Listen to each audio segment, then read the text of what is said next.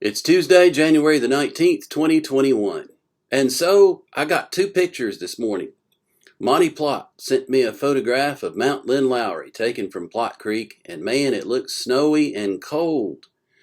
Glenna Raff posted another one on Facebook of Plott Balsam, which is a peak not far from Mount Lynn Lowry. Both of them are in the Plott Balsam chain of mountains. And again, it looks cold and snowy. Here I am in southwest Florida. I won't even need to turn the air conditioner on today. I'll just look at those pictures and I'll cool off. I sure appreciate getting them, and it reminds me of home. As I look at those pictures of those cold mountains, I think about my great-great-uncle Dan Winchester, who said one day in Hazelwood as we looked back up toward Plott Balsam with rime ice frozen on the trees, and he said, "How'd you like to be up there with nothing on but a wet diaper?" That sticks in my mind for some reason. But when I look at those pictures, I can't help but think of my heritage. After all, 7 generations of my family have grown up in the shadow of Plott Balsam, there in that area of Haywood County. And when I look at that mountain, I think about all those trips I've made up there to the top of it, and then down the backside and across that Balsam Ridge and Old Field Top and over to the top of Mount Lynn Lowry that the old folks used to call Jones Knob. I know about every square inch of it. I even saw a little notch in Glenna's picture where a long-limbed white oak stands, and it's been there for over 150 years. My great-great-grandfather Winchester, during the Civil War, took animals up there to that area and pastured them to keep them from being confiscated by roving bands of soldiers and would-be soldiers during that awful conflagration. And man, I've got stories to tell. But as I look at those mountains, I'm reminded of the scriptures and how we are enjoined in Psalm 121 to lift up our eyes to the hills and ask the question, where does my strength come from?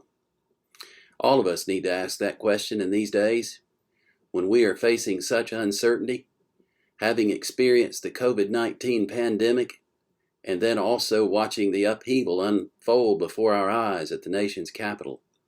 We all need to be asking ourselves the question, where does our strength come from? Where do we really find what we need in order to live? Well, when I lift my eyes to the hills, I remember that my strength comes from the Lord. I remember the one who made them. I remember the one who set the sun and stars in motion and who is sustaining everything at this very moment. I remember that there is something because there is someone. There is a creation because there is a creator. And there are people in it who have been created in the image of that creator. So I plead with you today, whether you live in the mountains or whether you're in the flat country like I am, all of us can lift our eyes to the hills and remember that our help comes from the Lord who made the heavens and the earth, and who ultimately has provided for us in the person of the Lord Jesus Christ. For one day, on a mountain, on a hill called Calvary, the Son of Man laid down his life, suffering in unspeakable agony, literally the pains of hell, in order that we might never have to. So when I see a mountain or I see a hill, I have to think of the cross of the Lord Jesus and remember the love of God that was manifested there for me, a love so great and so wondrous we can't even begin to measure it. So again, I say to you, regardless of the particular geography of the area in which you're living, look to the hills, look to the hill, look to Calvary, look to the cross of the Lord Jesus Christ, and recognize there is one who died for you there, accomplishing what no other leader ever could. We could inaugurate 1,000 presidents. We could see the change of 1,000 administrations and government manifested in all the various ideologies of the world.